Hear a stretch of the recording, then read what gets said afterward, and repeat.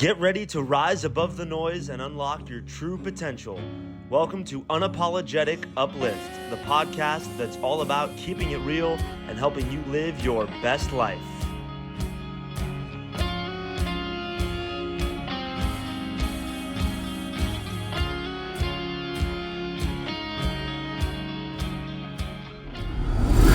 I'm Kim Staples, and I'm thrilled to be joined by my beautiful co-host, Ianthe Mauro, on this journey of unapologetic growth and transformation.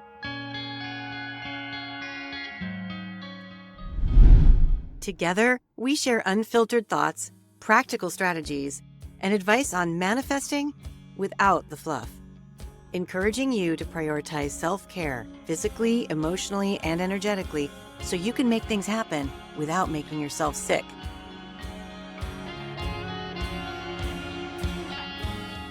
In a world that often tells you to dim your light, we're here to help you shine brighter than ever and be seen in your best light. Join us as we dive into the art and science of living unapologetically and reaching your full potential.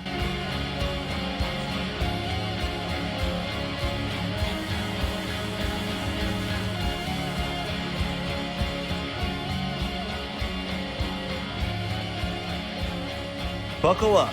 Get ready to learn, grow, and evolve with us on Unapologetic Uplift. New episodes released weekly.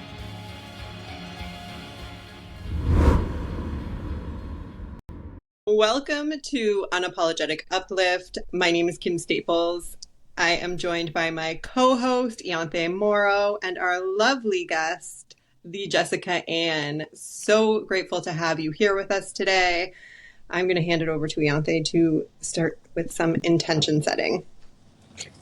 So we set an intention at the beginning of every episode on a candle, and I am setting an intention right now to surround everyone in a protective, beautiful light. Woo! That one popped. That was cool. And so it is. Thank you. Thank you so much. And thank you for being with us, Jess. Tell us who you are and what the world needs to know about you. This question is so interesting to me because every time I answer it, it's a different answer, which I think probably says a lot about who I am anyway. But in terms of the titles that I probably come back to repeatedly is I'm a teacher, I'm a mentor, and I am a witch.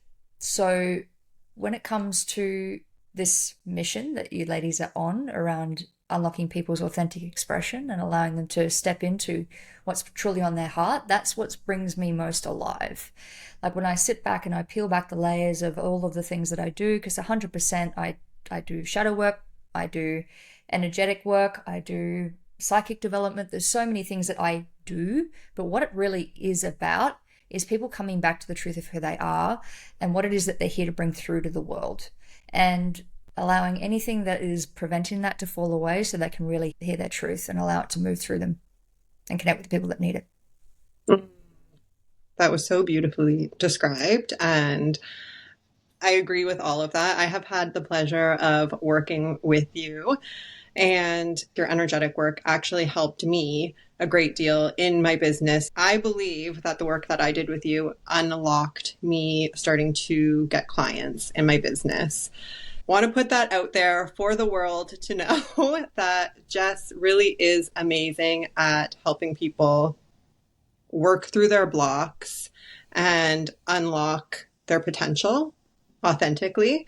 One thing that I often hear you talk about, Jess, and I really value about you as a teacher and mentor as well, is how you don't do it cookie cutter when you are coaching people, and you allow people the freedom to be who it is they are. So I would love to talk a little bit about that and hear how that works for you.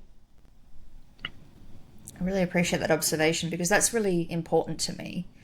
Mostly, there's a few reasons, but one of the ones that really springs to mind is that what I've recognized with all of the people that I've worked with is that whether or not they recognize it inside themselves or not, so many of them are pioneering something. There is something that they're bringing into being that hasn't been seen before. And so there is often a deep wounding about feeling misunderstood, maybe feeling a little bit crazy. It's like what I'm feeling, what I'm wanting to bring through doesn't really match a lot of what I'm seeing outside. So being able to meet someone where they are and really allow them to step into a system, a structure, a truth that aligns with what it is that they are perceiving, feeling, manifesting, creating is so important to me.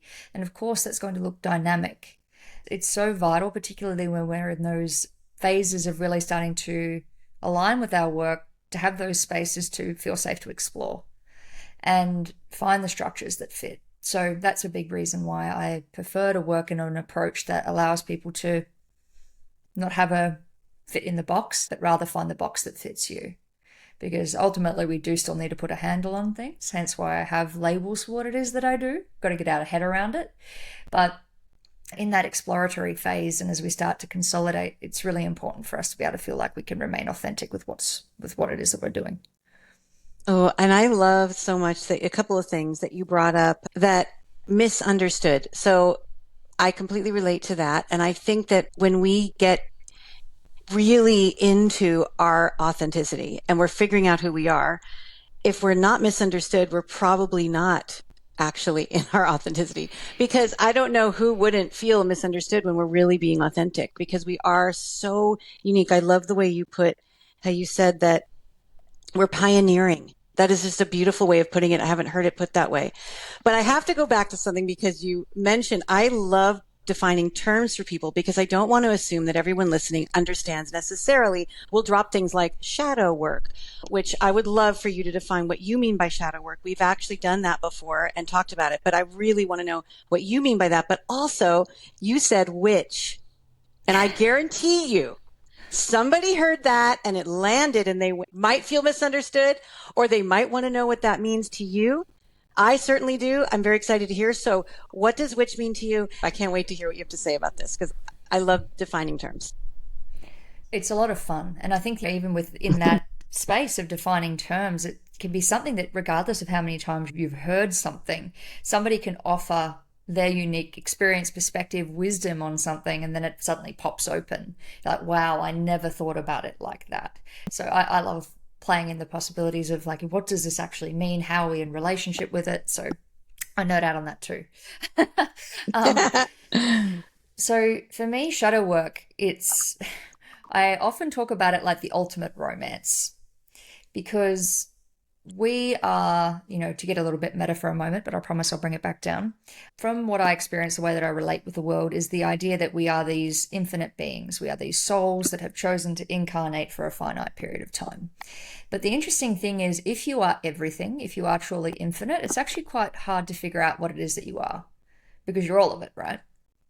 So in order for us to really get a scope on what it is that we are, we also have to figure out what it is that we are not. And to me, that is where the shadow comes in. It's where we start to, through experiences, disown, reject, subjugate aspects of ourselves, which at the time were to keep us safe or to be loved, accepted, be approved of.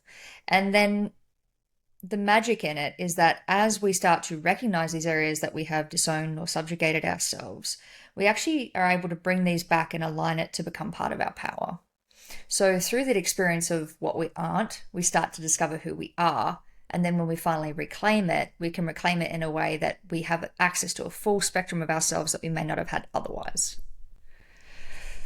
So I think shadow work is a beautiful kind of divine intervention of the human psyche. I love your brain, Jess. What a beautiful way to describe shadow work. I'm just going to say ultimate romance. That was so beautiful. And it's funny because I did something not too long ago where, and of course, I believe there are no coincidences. They're just miracles all the time. So the little miracle that I'm seeing here is the connection. And I love forming connections. And very recently, I did a post because someone said, how do you even know what your core values are? And I said, first of all, figure out what you're not okay with. So when you said that, I was like, yes, we're so aligned. I love it. That's not a coincidence, but that's beautiful. Okay. So now tell us, what is a witch? What does that mean when you say that you're a witch? And I wrote down, it was teacher, mentor, witch. Yes.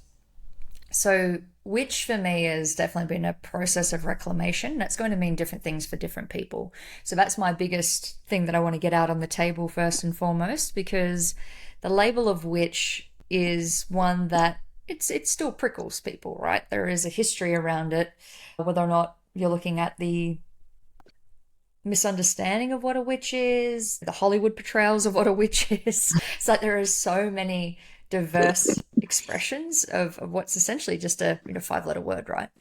But to me, a witch is someone that is connected with the natural order of things. And so what that can mean is that can mean universal laws, that can mean natural magic, it can be a connection to the extra physical and unseen dimensions of who we are, and working in accordance with those things. So for me, I am so much more interested in accessing the whole human potential rather than just what I think is clever or what feels acceptable. It's like, what is the actual underlying order here, and how can I be in relationship with that? So to me, a witch is someone that is interested in working with those underlying orders to elevate their own experience, but also the experience of the people who they connect with. I love that. And I also love that you expressed what it's not, not Hollywood, not because immediately, I don't know if everyone else heard this, but I always hear the cackle from the Wicked Witch in, not when you say the word witch, but I mean, just now when you said the Hollywood witch, my brain went immediately to the Wizard of Oz and that, that cackle, which was done very well, but that's not at all what we're talking about here. Oh my gosh. Yeah. I do want to add that Ianthe has quite the cackle herself. I do the cackle. That was part of my shadow work. And that this is about you, not about me, but I will share this super quick anecdote, which is that when I was a young girl and I was told that I was too pretty to play the part of the witch. And I was very upset by that because I felt this intense thing inside of, there was this piece of me that wanted so badly to come out and be mean and feel and experience what that was, to be powerful and mean. And I wasn't allowed to. I had to be pretty. So I challenged them and I did a cackle. And when I did the cackle, they said, okay, you can play the witch. That was 4th grade. Never forget that. So thanks for bringing that up, Kim. Yeah, that was fun. Amazing. I actually really love that story too, because to me, it's like, it's funny because the witch isn't, but it also is. The witch is like an archetypal shadow in a lot of ways. It's that powerful but potentially villainous kind of expression of who we are.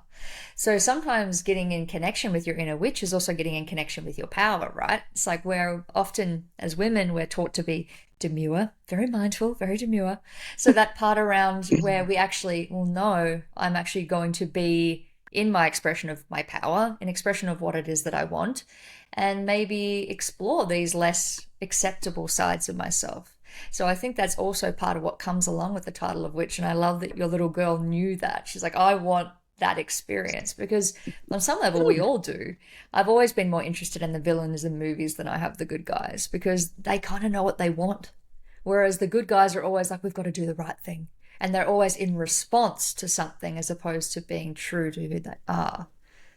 Oh, such a good way of putting it. And I never saw it that way, but you're right. And as an former actress, the parts that were the most fun to play were the villains for that reason. Yeah. We got to wield our power, and we didn't worry about how we looked and what people would say about us. And it didn't matter, and here we were in the disease to please era in the I shouldn't say we, I'm older than both of you, I'm sure. So in the 80s, I was very diseased to please, and wow, I needed to channel that. So that was beautiful. And I love your explanation too about how it's the natural order of things. I love natural law. I always say I love natural consequences better than anything that I could ever do or someone could ever do to me. And so that really spoke to me when you said that in your explanation. And thank you so much for explaining it. Thank you for the question. It's always so fun, again, to play with the terms, right? And what's actually inside this construct that, it says, yeah, it's a 5-letter word, but like it's such a rich relationship. It's the reason I use the term witch, and it's also the reason I love the term magic, because we're going to pop that out and there's going to be a whole bunch of connotations and experiences and expectations around that, and then we get to find ourselves inside it. So yeah, it's a cool question. I loved it.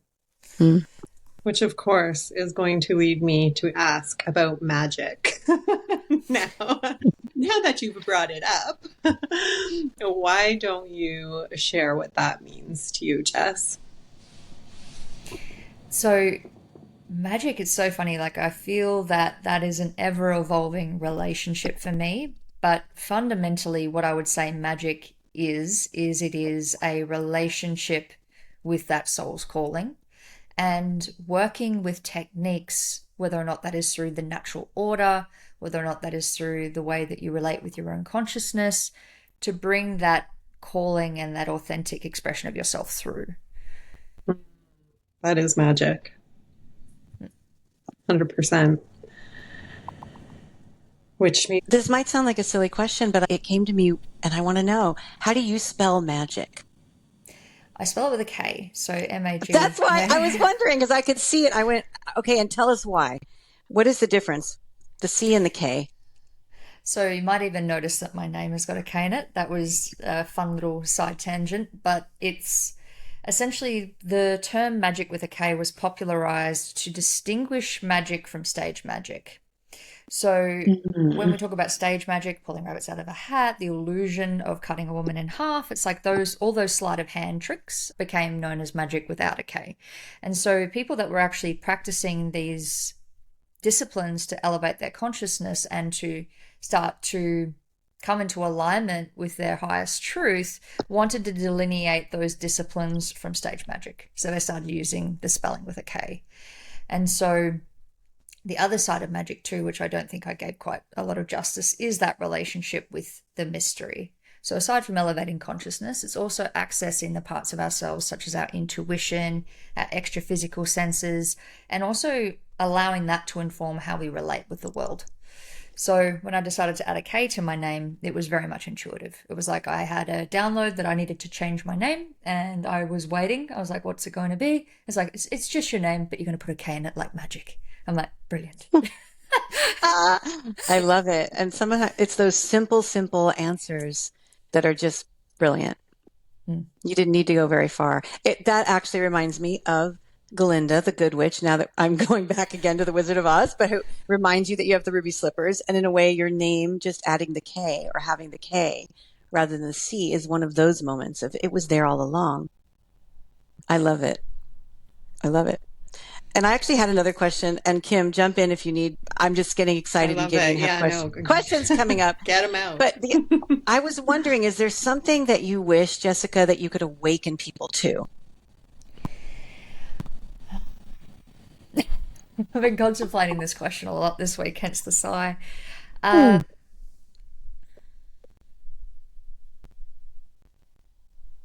It's like yes and no. That's kind of where I'm at today. Ask me again next week, probably a different answer.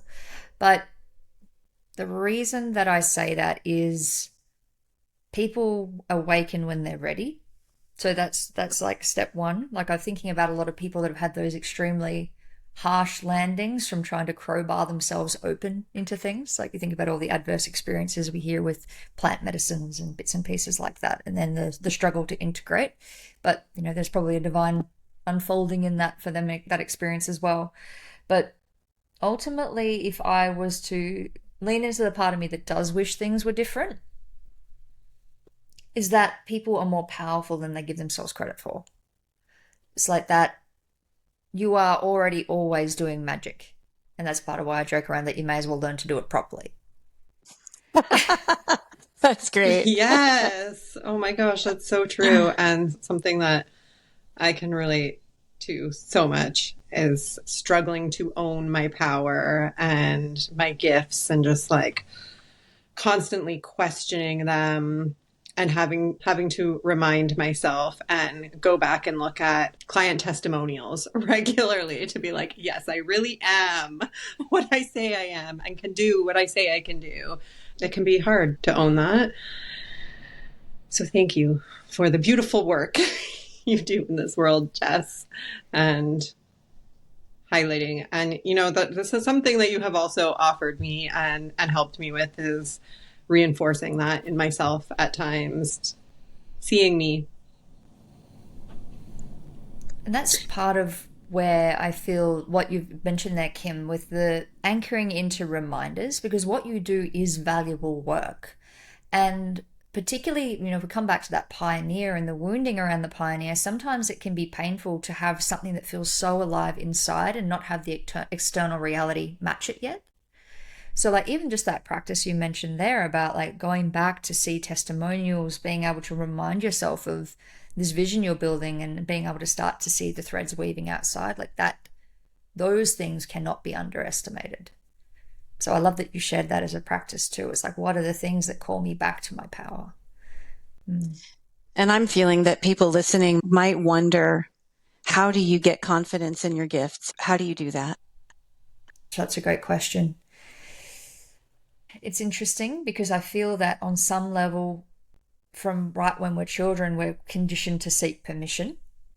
So even if you think about the school system, it's like, well, I've passed this grade. I'm now competent. I have, here in Australia, we have a thing called a pen license. I never got my pen license. I'm writing with the pens unsolicited.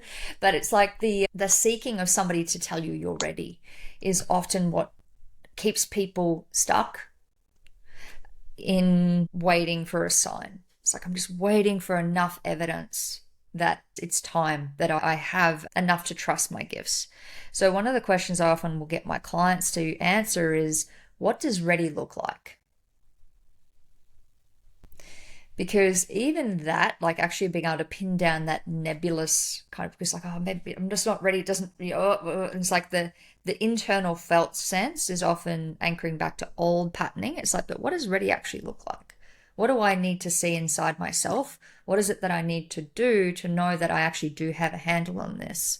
So that's the permission seeking aspect. And the other part of trusting your gifts is being willing to fuck it up. It's like actually taking rubber to the road. And so direct feedback, I was actually saying this to one of my clients the other day. There's a reason people go mad in white rooms. Have you heard about that? If you put somebody in an all-white space, they'll actually start to lose their mind. There's been research studies and experiments done. Some of those edgelord YouTube accounts put people in white rooms to see how long they last. And part of the reason that people go mad in all-white rooms is because there's nothing to respond to. So when we are trying to figure out if we can trust ourselves, but we're not actually having anything to respond to, we're just kind of sending ourselves a little bit mad. Wow. That's so interesting. I'm picturing a white room and I'm like picturing, yeah, that's so interesting. Go ahead, Kim. Yeah, no, it is true, right? Like we can really live in our heads and allow the fear to hold us back. It's like, what is the worst case scenario? That's somewhere that I often like to go is like, what is the worst case scenario if this happens? And it really is never that bad, right? But we sure can do a really good job of convincing ourselves that something really terrible could happen if we just do the thing. And I know even myself, I have been caught in a freeze response where it's like, I want to do the thing, but the fear has been there. And for me, going to the worst case scenario and just kind of edging out and, like you said, being okay with screwing up, because what is the worst that could happen? So true. It's like being able to have that level of self-honesty of like, are there skills missing for me here that if I were to acquire, I would have confidence? And sometimes it is the fact that I need to go learn something. There is a skill set missing here that is creating the clunk. And once that's installed, I'll be able to feel more confident. And then, of course, there is having containers where it's safe to experience and experiment. That's a big part of why I created a certification program, because what I would notice was when I was talking to graduates of other programs was they would go and they'd learn the skill set in this really intensive way, but then have no experience of teaching it or embodying it and taking it inside themselves and feeling like they had a handle on it. So when I designed Artemisia, it was very much about like, actually, how do we create a safe space where you can't break anyone? And I often will joke about that, like when I put people into breakout rooms and they've had practice and I'll come back like, did anyone die? So it's just being able to just start to be like, actually, no, I can do this. I've had the felt experience of being able to hold people. So yeah, being able to be like, is it the fact that I just need to get some reps in a space where I feel held? Because that can be the thing that allows you to have the training wheels on to then take it out into the world. Yeah, I love that. And I wish I would have had that opportunity with all of the different certifications and modalities that I personally learned. That was not something I had to find my own people that were willing to let me practice on them. So, I did get practice in and I did get the reps in, so to speak. But literally when I first started, it was hard to find people that would even let me practice on them. So I need to ask now, what is this certification? What is it that you do, and what are you certifying people in? So I created a signature modality, which is called the metatonic completion method. And essentially, the way that a lot of my students describe it is that it is advanced shadow work, because you're interacting directly with someone's energy field to figure out where they're stuck. So that's probably one of the sticking points that I find with a lot of shadow work processes, is that they rely on someone being conscious of something. Whereas the shadow in and of itself, by its very nature, is unconscious. So when you are working directly with the field, or your own field or your client's field, you are able to tap into where energy is stuck and how this is then manifesting as a shadow. So in Artemisia, we go through the processes to be able to work with the energy field to bring these stuck points to awareness, integrate them, free the energy so that you have a clean slate to rewrite your relationship with whatever that thing is. Is that at all related to an aura? Someone's aura? It can be. The aura is the way that I, and again, take We're defining terms. I love your definitions and that you're willing to define them. And everyone knows we all have our own definitions of things, but at least we know what we're talking about. So I'd love to hear your explanation of this. Yeah, the aura versus the energetic field. Yeah. And this is one of those things where sometimes you'll notice me hesitate because people can get quite precious about terms. It's like, well, that's not the way I understand. Yeah, well, on Unapologetic Uplift, the word unapologetic allows us to go there and we get to be unapologetic. So we're not claiming anything here that it's right or wrong, or these are our opinions. And I love your opinions and I'd love to hear what you have to say about it. Thank you for that permission. See, look, permission, got it. So in my experience of the aura is multi-layered. So we have dimensions of ourselves that exist inside our aura. So we've got our physical, our energetic field, our emotional body, our mental body, and our spiritual body. So just going to work with the 5 bodies model. Some people say there's 7, some people say there's however many. But the model that I have found that seems to work, and the one that I seem to have found carried through multiple disciplines, is this idea of 5 bodies. And so within our aura, we have these 5 layers, and depending on where energy is trapped or moving, it will manifest into different levels of our aura. So, for example, emotional energy moves quite quickly, energy in motion. And if you don't feel something, if you trap it, it slows down. It's like if you think about physics, it's that idea that when something becomes dense, it becomes more solid. So even matter, like everything that we experience and interact with through our physical 5 senses, is just energy slowed down. So when we slow down energy, what happens is that then it then drops into the energetic layer of our field, which then starts to affect our vitality. It remains there long enough, then it will descend into the physical body, which is where a lot of these philosophies such as Louise Hay, you can heal your life. She was already onto these kind of concepts. And now science is starting to catch up with concepts such as psychoneuroimmunology, which is the idea that your emotions affect your immune system affects your nervous system, and your nervous system affects your physiology. But ultimately, it's just the same process. It's this idea that energy is not moving, things are descending into the physical reality. Interesting you brought up the scientific piece, that it's catching up. And because there's a part of me, I am sure I'm listening, and also listening with ears of people who are listening to us. There's a part of me that does that, right? Of course. And when I imagine what people are hearing, it's where, how do we prove this stuff? And I think that's where science comes in. It's very interesting because there are people that will say, well, you can't prove that. or you can't disprove that, and what is that? But what I love is we know when something's working, and our sense of our intuition always knows. I say that, and I've experienced it. But what's fun is watching science catch up. And one thing recently that I read, it was maybe a few years ago, and I wish I could remember the name of the doctor, so I'll try to get it so I can put it into this episode in the notes. He actually did a thing where he got people to feel shame, and he was able to measure the inflammation in their body going way up when they felt shame. So it stuck with me because I thought, I've never liked when someone says shame on you. And as a mom, I made sure I never said shame on you to my children. But it's a very common thing that's said in our culture. And now there's actually evidence physically. I knew it felt wrong. I knew that telling someone to go into shame did not feel good. I knew that. Did I prove it? No, but a scientist did. And isn't that fun? So it's just fun when these things come together. Totally. And I have experienced Jessicka's modality, not as a practitioner or a facilitator, but being on the receiving end of it. And I can tell you that it works. It is a very powerful and potent work. Wow.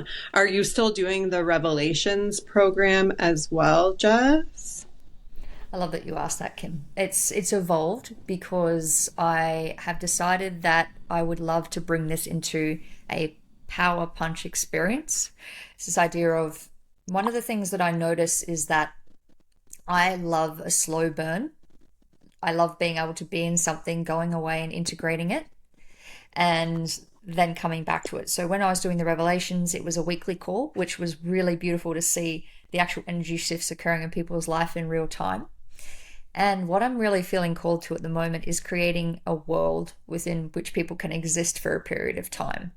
So I'm creating an experience called the Initiation, which will be, the first one is on the 22nd of November, but it's taking a lot of the energetic principles that I taught in Revelations and creating an immersive experience with it. So we're going to be bringing in a lot more of the shamanic and the tantric aspects of it. It's this idea of, how can I be in this and initiate myself through it in an immersive 3-day experience, and then take it out into my life. So I'm going to do some integration calls after that, because it's going to be a bit of, it's going to be a rapid shift, but it's going to be a lot of fun. That sounds amazing. Who is that for? Like, if people are listening, how do they know that's for them, the initiation? So the way that I describe it, and the reason it's called the Initiation, is that you are doing your purpose work in some capacity, and you recognize that you're reaching a ceiling.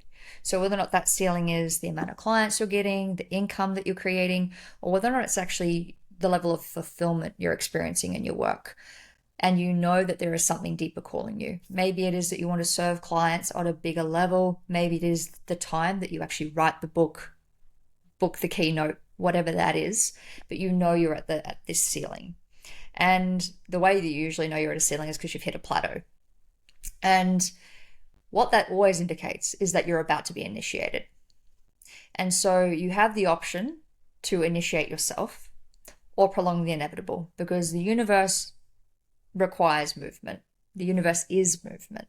So you can either move yourself and choose to open to the next level of what's calling you, or you can kind of get dragged. It's the way that I describe it. I always have that image of someone like on the back of the bus holding on. So it's like, no, I choose to let go of whatever is no longer in alignment with who it is that I'm becoming. So that is how people know that the initiation's for them. It's like, I am ready for this next level of my power and my legacy. Mm.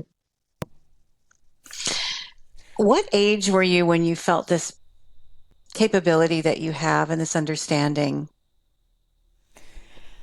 Oh, good question.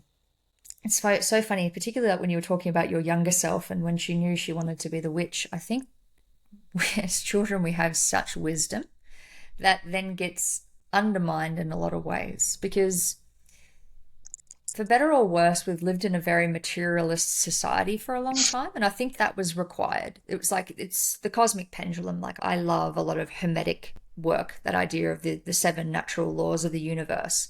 And one of them is this idea of pendulation, the principle of rhythm.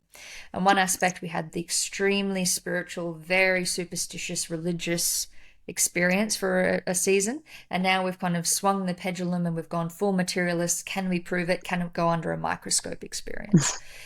And so as much as that was needed for us to be able to access different dimensions of what humans are capable of, the cost of that was us losing a lot of the magic, losing a lot of those things that we are capable of that maybe can't be recognized under a microscope yet. So as a kid, like, I remember having knowings that I could not explain how I knew. It's like nobody taught, like, one of the weirdest memories, and I always feel funny sharing this, but I knew how colors worked before anyone told me.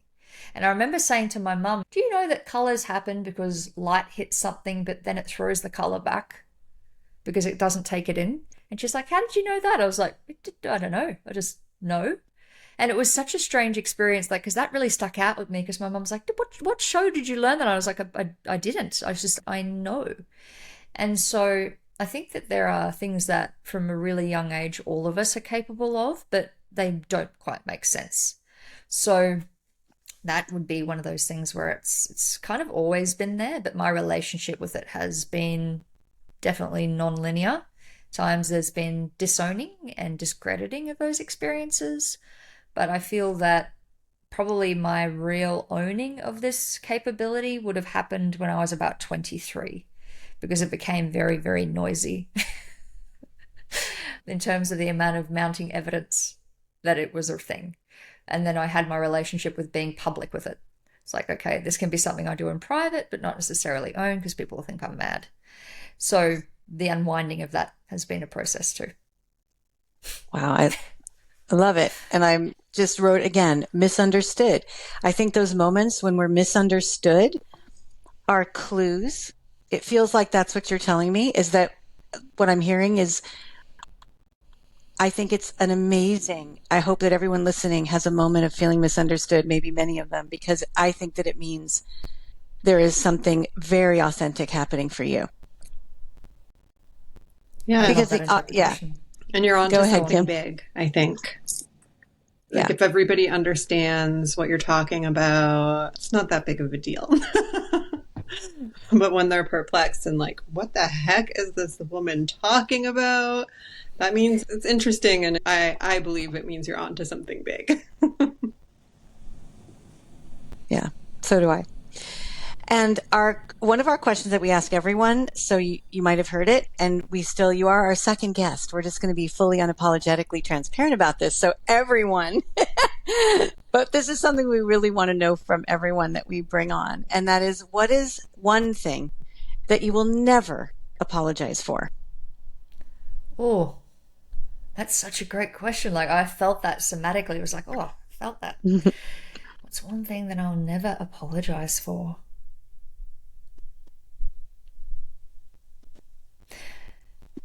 I'm testing myself. I'm like, how can I be more honest? Because I had the first response, which was something along the lines of following my heart. Like, I'll never apologize for following my heart. And I'm like, is that true? It feels true. It feels true that I will never apologize for following my heart. I think that there is a wisdom in following our truth, regardless of where it may lead us. Wow. I agree. And I always try and follow my heart as well. I do always follow my heart, and I'm a truth seeker.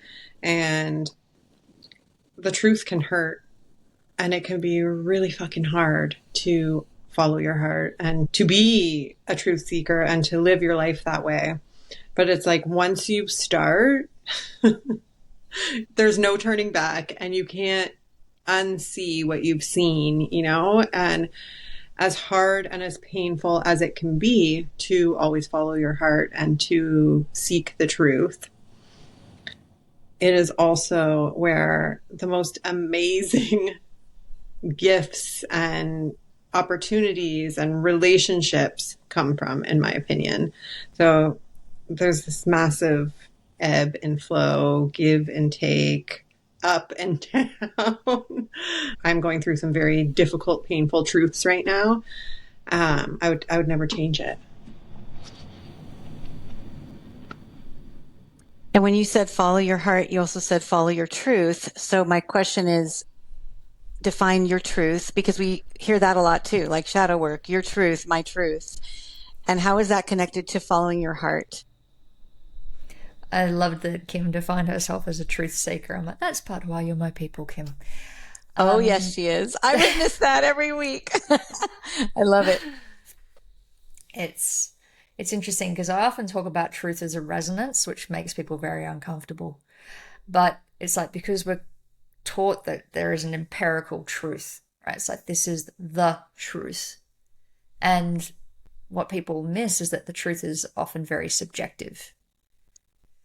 And that's a kind of a weird frame to play in. And sometimes it can be a little bit nebulous and it can be a bit uncomfortable. But over time, it becomes easier to find your center inside. It's like I will say to my partner, and like I'm an astrologer as well. And for me, my emotional need, I'm a Scorpio moon, is truth. If truth isn't present, I'm not safe. And so to him, I'm like, I would so much rather you to be honest with me, even if it hurts. So when I talk about following your heart, following your truth, it's like being able to be so radically honest with yourself around what it is that you desire, what it is that you want, and what your intention is. I love that. And it's when you brought up the truth, your truth, I personally have struggled with that. So I know what you're talking about when you say that, because it's like, that's not fair that there's not a truth. You mean, it's open to interpretation, but I feel like I'm telling the truth. I feel this is truth.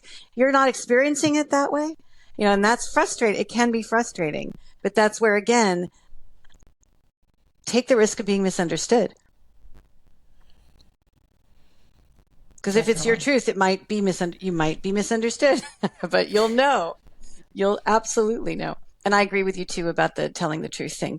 And we're all truth, obviously, all three of us are self-proclaimed truth seekers and in our truth. And I am so appreciative to be able to sit with both of you.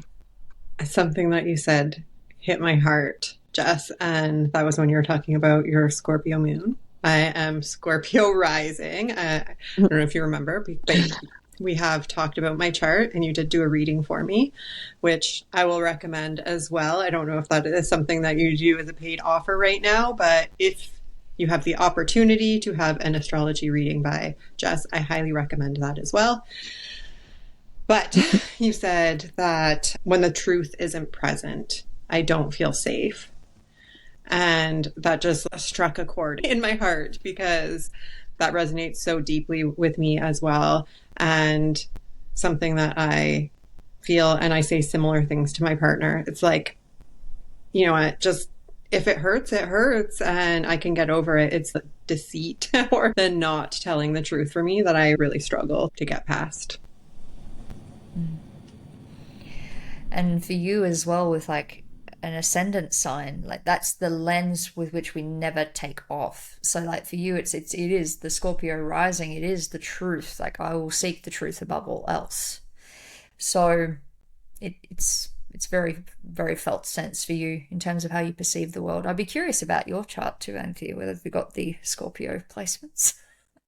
I don't think I do. And I've had my daughter did my chart. I've had other people do my chart over the years. And it's funny because my brain doesn't hold on to all the things. I know that I feel like you did mine, didn't you, Kim? Do you know?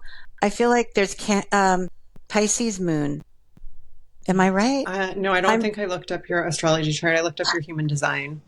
I feel like there's Virgo, Pisces, Cancer in there. I don't know, but I know that I'm happy to find out more with you because it sounds like you would be an amazing person to do a reading with. So I don't know enough about it, and I'm happy to learn.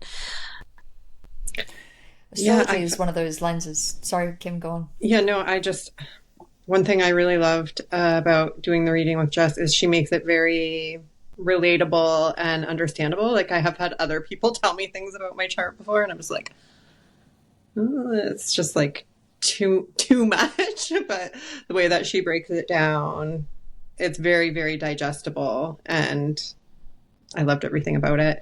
And I just find it to be validating in many ways. Like, yes, I'm in alignment with my soul's purpose and the energy of the universe. That's what I really like about having readings, whether it's human design or astrology, just to like, yeah, okay, this is right for me. Took the words right out of my mouth. It's like any of those profiling systems, like to come right back to that question you asked at the start, Ianthe, about defining shadow work and this idea of what it is and this ineffable nature of all that we are.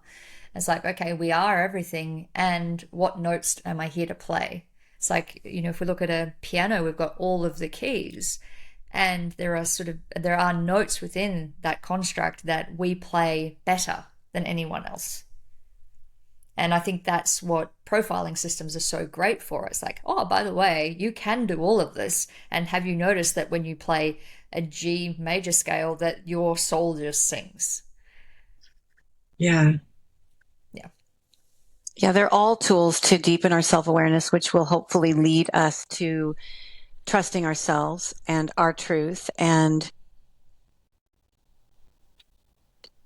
that self-awareness, I feel like it's a forever work, forever, because I'm always learning something new about myself. The new things that you're talking about that I have not experienced before, I'm sure will lead me to deeper self-awareness and trust of myself.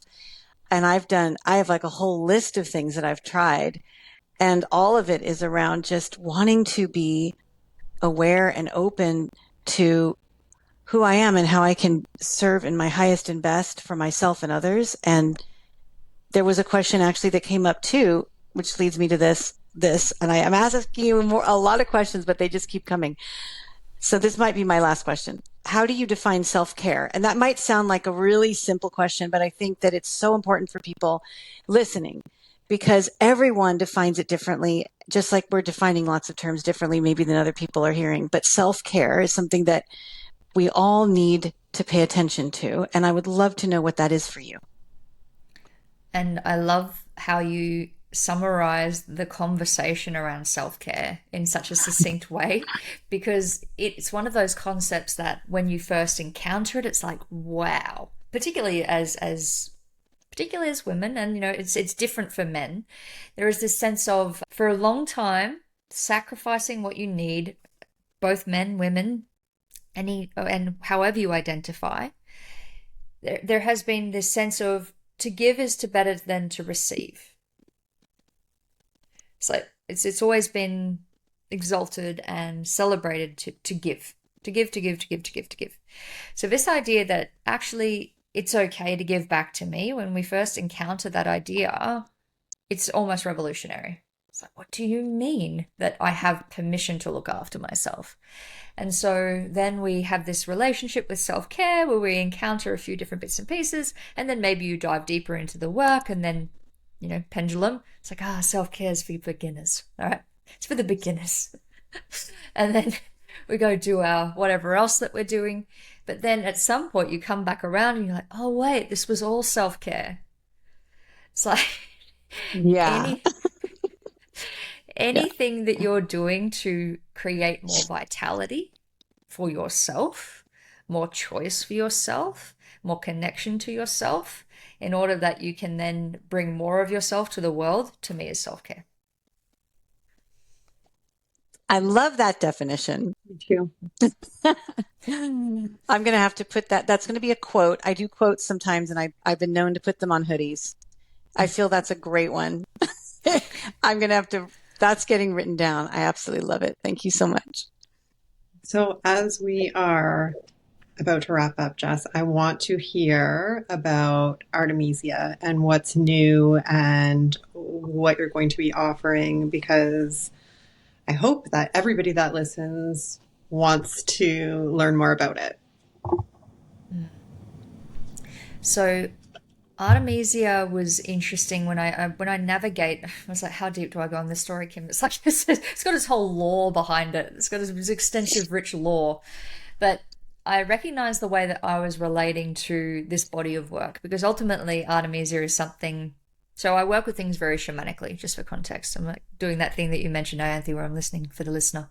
The way that I the way that I relate with things is that everything has its own innate intelligence. So it's a very shamanic way to relate with the world. And to me, our businesses, our relationships, our clients, our modalities, whatever it may be, our books, they all have their own innate intelligence. So Artemisia has its innate intelligence, and I'm in relationship with that. I see myself as a steward of that intelligence out into the world. So when I first started working with Artemisia, it was very much, I was relating to it from my current frame of reference, which was in response to a lot of the things that I saw missing in terms of development for people that are facilitators, practitioners, coaches. Like, these are all the things that I see people aren't talking about, people aren't offering. And so much of the medicine that was inside Artemisia was very much about like, here is everything that you need to go and run a successful business and change lives. So right from the modality, which is very much about creating big changes fast through raising things that sit outside of the linguistic constructs of our consciousness, pulling them out, integrating those, right through to this is how you apply it to your business. And typically the people that I work with are truth seekers. They like to go and study multiple things. They like to understand different ways that they can affect change with people. So the other side of the work was, this is how you take all of your existing skill sets and create something integrative that is uniquely yours. So that hasn't gone away. Those parts haven't gone away.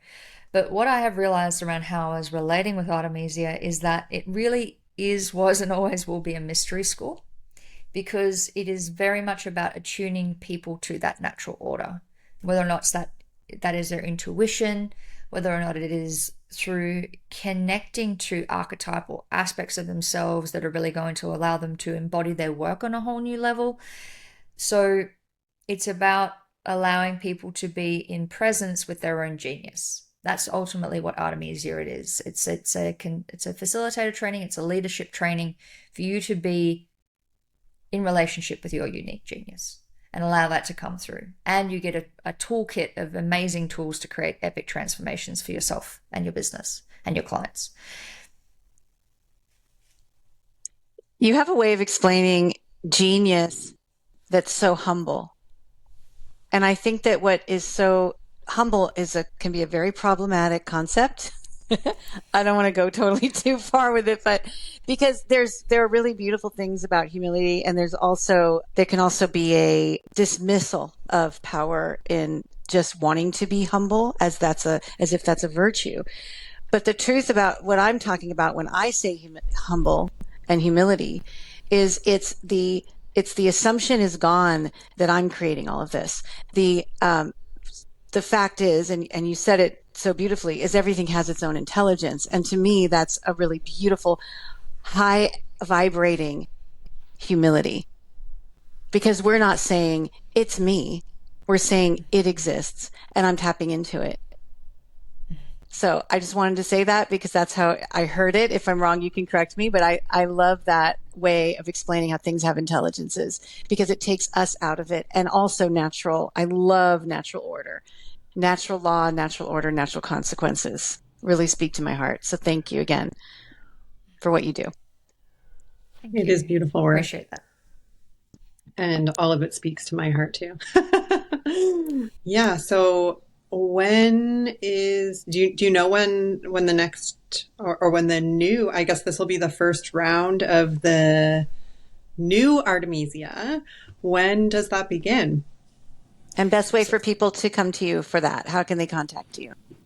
So the best way to connect with me is via Instagram at the Jessicka Anne. And the next round of Artemisia will be at the end of February. So on the 28th of February.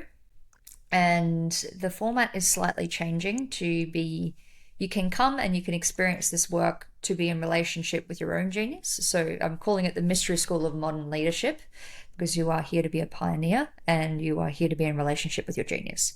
And that's really what your secret to your leadership is.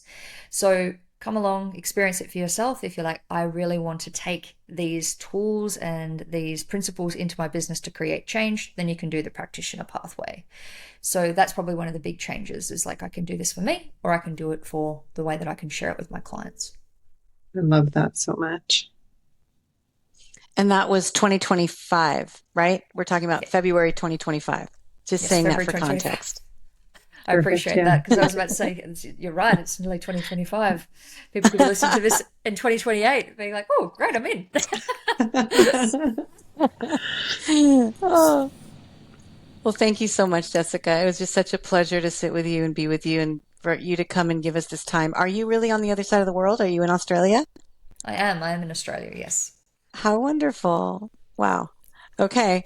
Well, thank you. And Kim, thank you again. This is always I love it so much. I love being unapologetically uplifting with you. Me too. Thank you so much for sharing your time with us today, Jess, and Ianthe, always doing this with me each week. I appreciate you both so, so much. And we encourage you to follow, subscribe, share, review this podcast, and get it out to the world. And we hope that you have found something. I'm sure you found lots of helpful things from Jessicka today. We will see you again next Wednesday. Group hug. Thanks for joining us on Unapologetic Uplift. If you enjoyed today's episode, please share the love and tell a friend about us, and give us a review. Please don't miss a thing. Subscribe to this podcast and explore our sponsors, Objects with Purpose, Eco Luxury Candles, and Divine Activation membership. Objects with Purpose is more than an eco-luxury candle brand. They are time travel devices in the form of a candle. Light the 3 wicks representing past, present, and future with the validation that you are exactly where you need to be. And if you're ready to raise your level of consciousness and step into your unapologetic, unfiltered, and unbothered era, join the Divine Activation membership at cuttingties.coach/queen. With 3 tiers to choose from, you'll find the perfect fit to support your transformation. Thank you for your listening and love. We'll see you next Wednesday on Unapologetic Uplift.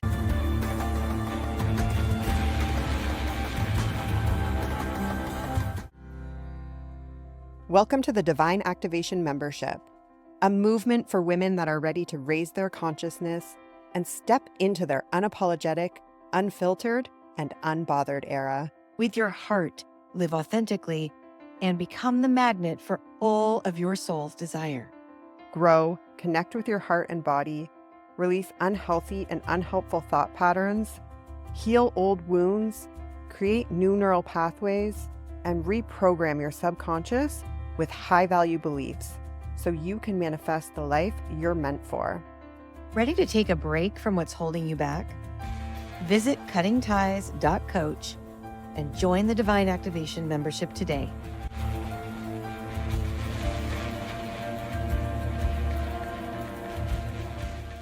Hey, unapologetic souls.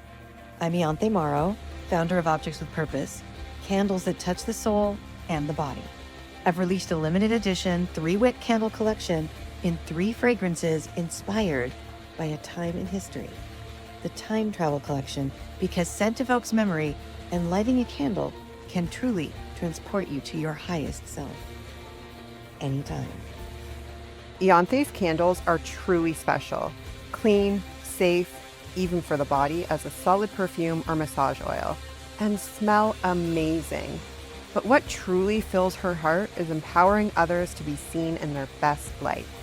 In 2020, when the 200 stores that sold my candles across the country closed their doors, I knew it was time to give back. I started guiding others to launch their own candle companies and design candles and fragrances for other brands as a way to share light in a dark time. So why settle for just any conventional candle? Light the 3 wicks in each Objects with Purpose candle. You're supporting handmade in California, small batch, artisanal, eco-luxury, and treating yourself to a memory-evoking evolution. Visit ianthemauro.com to discover your next favorite candle. Let the olfactory experience inspire cherished memories.